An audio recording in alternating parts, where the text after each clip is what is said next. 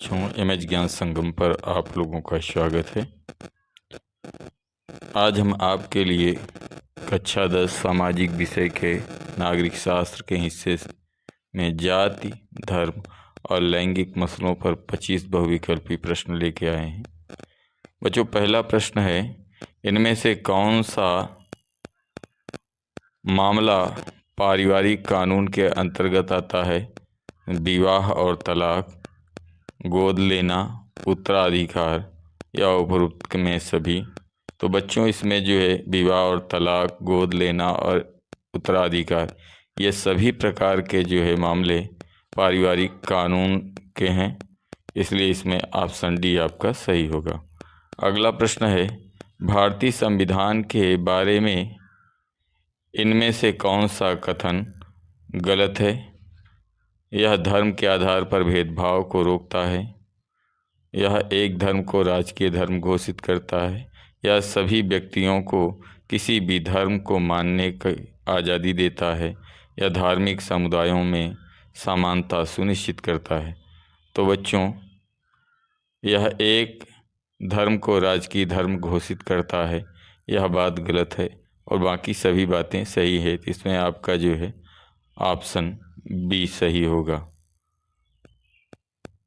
अगला प्रश्न है, लैंगिक विभाजन से क्या तात्पर्य है? पुरुष और महिला के बीच जैविक अंतर, समाज द्वारा पुरुष और महिला को दी गई असमान भूमिकाएं, सी बालक और बालिकाओं की संख्या का अनुपात, या फिर लोकतांत्रिक व्यवस्था में महिलाओं को मतदान देने का अधिकार न मिलना। तो बच्चों, इसमें जो है आपका ऑप्शन बी, क्योंकि भारतीय समाज में पुरुष और महिला को दी गई असमान भूमिका ये नहीं है, समान भूमिकाएं हैं। तो आपका ऑप्शन बी जो है लैंगिक विभाजन का तात्पर्य होगा, आपका ऑप्शन बी सही होगा। अगला प्रश्न है बच्चों, वह व्यक्ति जो महिलाओं और पुरुषों के लिए समान अधिकारों और अवसरों में विश्वास करता है कहलाता है कम्युनिस्ट, समाजवादी, नारीवादी, सांप्रदायिक। तो बच्चों, इसमें जो है वह नारीवादी कहलाता, आपका ऑप्शन सी सही होगा। अगला प्रश्न है, भारत में जनगणना 2011 के अनुसार स्त्री पुरुष लिंगानुपात क्या था? 920, 943, 950 या 840। तो बच्चों, इसमें आपका ऑप्शन बी सही है, 943 था। अब आपका अगला प्रश्न है, धर्म को राजनीति से कभी अलग नहीं किया जा सकता, यह शब्द किसने कहा था? पंडित जवाहरलाल नेहरू, महात्मा गांधी, बी.आर. अम्बेडकर या इंदिरा गांधी। तो यह बात जो है आपके महात्मा गांधी जी ने कहा था, आपका ऑप्शन बी सही होगा। सांप्रदायिकता का मुख्य आधार क्या है? धर्म, जाति, शिक्षा या अर्थव्यवस्था। तो यहाँ सांप्रदायिकता का आधार बच्चों धर्म है, आपका ऑप्शन ए सही होगा। अगला प्रश्न है, भारत में स्थानीय स्वशासी निकायों में महिलाओं के लिए कितने पद आरक्षित हैं? 1/4, आधा, 1/3 या कोई आरक्षण नहीं है। तो बच्चों, इसमें आपका ऑप्शन सी सही है, 1/3 जो है स्थान आरक्षित किया गया है।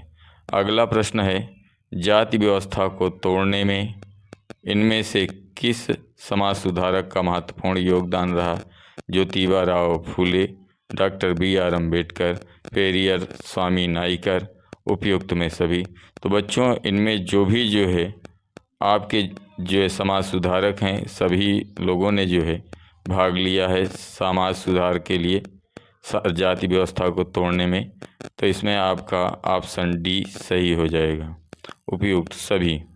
अगला प्रश्न है, समान मजदूरी से संबंधित अधिनियम किस वर्ष लागू किया गया था? तो 1950, 1976, 1992 या 2005 में। तो बच्चों, समान मजदूरी से संबंधित अधिनियम 1976 में लागू किया गया था, आपका ऑप्शन बी सही होगा। अगला प्रश्न है, भारत के किस राज्य में शिशु लिंगानुपात सबसे कम है? केरल, हरियाणा, उत्तर प्रदेश या फिर बिहार में? तो आपके जो है हरियाणा में सबसे न्यूनतम लिंगानुपात है, तो आपका ऑप्शन बी यहाँ पर सही होगा। अगला प्रश्न है, धर्मनिरपेक्ष राज्य का अर्थ है जहाँ केवल एक धर्म को प्रधानता दी जाए, जहाँ धर्म का कोई स्थान ना हो, जहाँ राज्य का अपना कोई धर्म ना हो और सभी धर्मों को समान माना जाए, या जहाँ बहुसंख्यकों के धर्म को मान्यता मिले। तो बच्चों यहाँ पर जो है आपके ऑप्शन सी है, सही है। जहाँ राज्य का अपना कोई धर्म ना हो वह सभी धर्मों को समान माना जाए, आपका ऑप्शन सी सही होगा। अगला प्रश्न है, निम्नलिखित में से कौन सा देश उन देशों की सूची में आता है जहाँ सार्वजनिक जीवन में महिलाओं की भागीदारी सबसे ऊंची है? भारत, पाकिस्तान, स्वीडन, नॉर्वे या फिर नेपाल? तो बच्चों ये देश आपके स्वीडन और नॉर्वे है, जहाँ पर जो है महिलाओं की भागीदारी सबसे ऊंची है, आपका ऑप्शन सी सही होगा। अगला प्रश्न है, राजनीति में जातिवाद का क्या अर्थ है? उम्मीदवारों का चयन जाति के आधार पर करना, एक जाति के भीतर के अंतर को समझना, सभी जातियों का विकास करना या मतदान ना करना?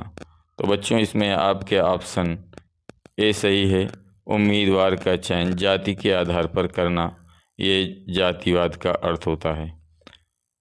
अगला प्रश्न है, भारत में सांप्रदायिक राजनीति का सबसे बुरा रूप क्या है?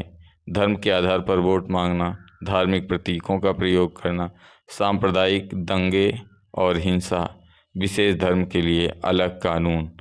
तो बच्चों इसमें आपका जो है ऑप्शन सी जो है बुरा है, सांप्रदायिक दंगे और हिंसा जो है ये अमान्य है। अगला प्रश्न है, पितृसत्तात्मक समाज का क्या अर्थ है? जहां महिला का शासन हो, जहां पुरुषों को महिलाओं की तुलना में अधिक महत्व और शक्ति दी जाए, जहां सभी को समान अधिकार हो, जहां बच्चों का निर्णय लेने का अधिकार हो।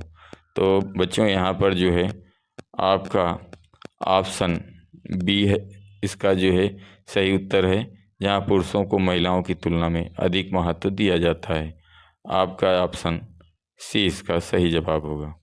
अगला प्रश्न है, वोट बैंक की राजनीति मुख्य रूप से किस पर आधारित होती है? आर्थिक स्थिति, जाति और धर्म, व्यक्तिगत योग्यता या विदेश नीति? तो बच्चों ये जो है जाति और धर्म पर आधारित होती है, तो यहाँ पर आपका ऑप्शन बी सही होगा। अगला प्रश्न है, भारत में आज़ादी के समय से अब तक महिलाओं की साक्षरता दर में क्या बदलाव आया है? या कम हुई है या स्थिर रही है? इसमें काफ़ी सुधार हुआ है लेकिन पुरुषों से अभी भी कम है, यह पुरुषों के बराबर हो गई है? तो बच्चों जो है यहाँ पर आपका ऑप्शन सी सही है, इसमें काफ़ी सुधार हुआ है लेकिन पुरुषों से अभी भी साक्षरता दर जो है इनकी महिलाओं की कम है, तो आपका ऑप्शन सी होगा। अगला प्रश्न है, जाति के आधार पर भेदभाव को रोकने के लिए भारतीय संविधान ने किस प्रथा को समाप्त किया? सती प्रथा, अस्पृश्यता, बाल विवाह या दहेज प्रथा? तो बच्चों इसमें जो है आपका ऑप्शन बी सही है, अस्पृश्यता या छुआछूत का अंत किया गया है।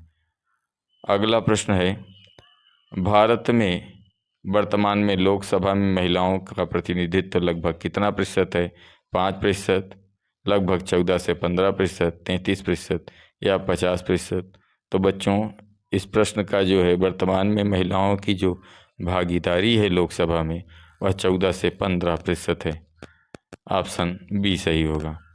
अगला प्रश्न है, इनमें से कौन सा धार्मिक अंतरों पर आधारित विभाजन नहीं है? सांप्रदायिक, धार्मिक, जातिगत या उपयुक्त में से कोई नहीं? तो बच्चों यहाँ पर आपका ऑप्शन सी सही है, क्योंकि जो है यह जाति पर आधारित है, धर्म पर नहीं, तो आपका ऑप्शन सी सही होगा। आपके जो है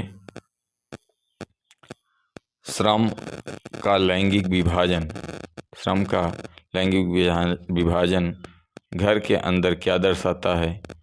तो पुरुष घर का सारा काम करते हैं, महिलाएं बाहर काम करती हैं। घर के अंदर का काम आमतौर पर महिलाएं करती हैं या नौकरों से कराती हैं।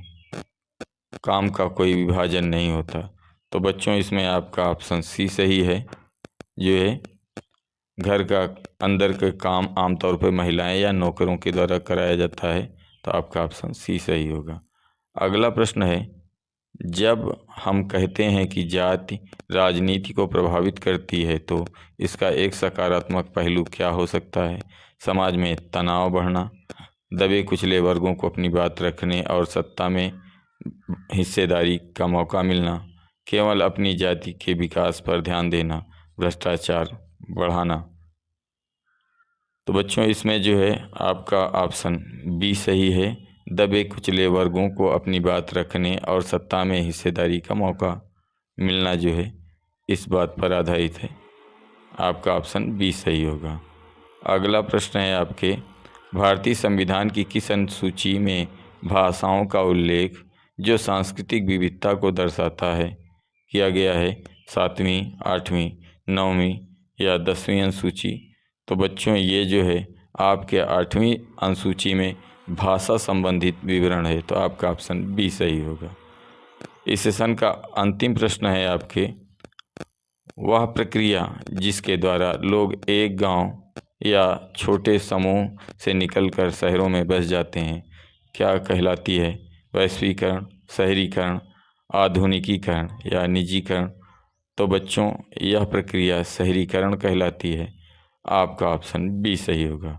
बच्चों, ये प्रश्न श्रृंखला आप लोगों को कैसे लगी कमेंट करें और इसे शेयर करें और इस चैनल को ज़्यादा से ज़्यादा सब्सक्राइब करें। धन्यवाद।